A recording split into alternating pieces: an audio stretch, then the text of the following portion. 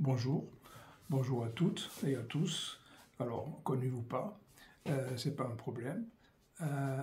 Certains d'entre vous, vous savez que j'ai écrit plusieurs bouquins, mais le dernier à l'occasion de la Coupe du Monde de foot au Qatar. Alors, ce bouquin, il s'appelle « Changer le foot pour changer le monde » et il a pour sous-titre « Quand la philo joue sur le terrain du foot ».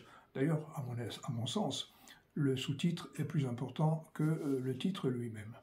Alors c'est un bouquin qui fait, comment dirais, qui est composé de 15 chapitres. Alors rassurez-vous, hein, c'est un bouquin qui est un petit bouquin, mais il faut quand même 2 heures pour le lire, même si on le lit par petits bouts. Alors ce que je me propose de faire, c'est de vous lire un petit bout du bouquin de temps en temps, une fois par semaine, peut-être plus, peut-être moins. Et si vous souhaitez bien évidemment raccrocher les wagons par rapport à la vidéo précédente, il vous suffit de lire cette vidéo précédente, et comme ça vous pouvez raccrocher les wagons. On va dire ça comme ça. Alors, je vais vous lire si vous voulez bien, pour commencer. Alors, quand je dis quand la philo joue sur le terrain du foot, alors je ne suis pas estampillé, philosophe, connu et reconnu. Je suis simplement un amateur de la philosophie. La philosophie, c'est pas un gros mot. Vous allez le découvrir de toute façon si vous écoutez ce que je vais vous lire. Alors pour commencer, donc, le préambule de ce bouquin qui explique déjà pas mal de choses. Changer le foot pour changer le monde.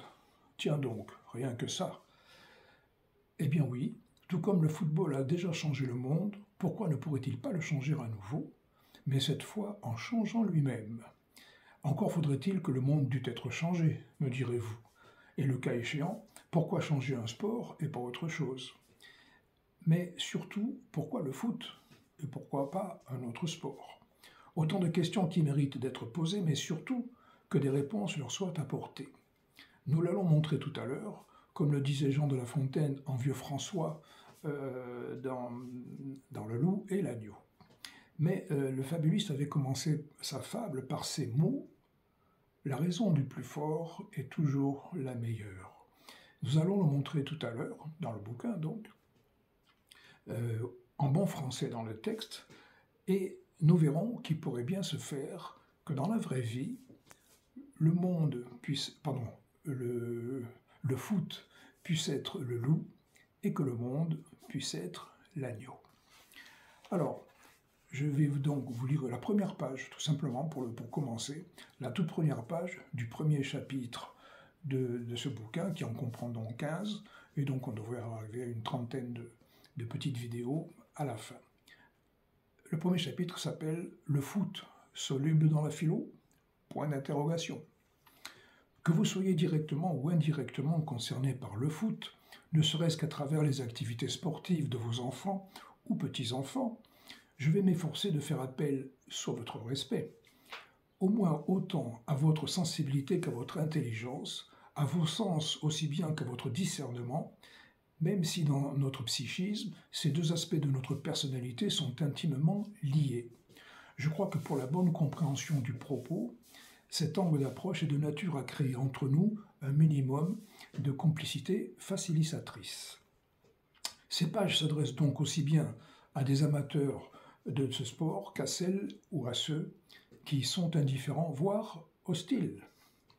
Par ailleurs, le foot féminin prenant de plus en plus de place et d'importance dans le sport et dans les médias, et c'est heureux, ce livre concerne aussi bien les femmes que les hommes, joueuses ou pas, joueurs ou pas.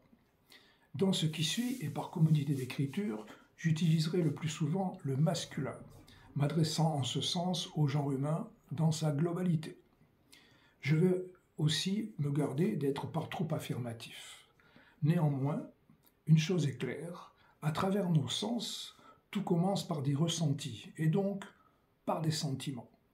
Ce n'est qu'ensuite que ces émotions sont transformées en jugement, et donc en opinion, par nos intelligences respectives, toutes différentes. C'est alors qu'apparaissent les difficultés dans les relations entre les hommes. Pour tenter de les éviter, autant commencer par le commencement, par le sentiment. Voilà, je m'arrête là pour aujourd'hui. Ça fait bientôt, tout juste 5 minutes que j'ai pris la parole pour m'adresser à vous. Eh bien, on se retrouve la prochaine fois, dans quelques jours, pour la suite de cette lecture. Merci de m'avoir écouté. À très bientôt. Ciao.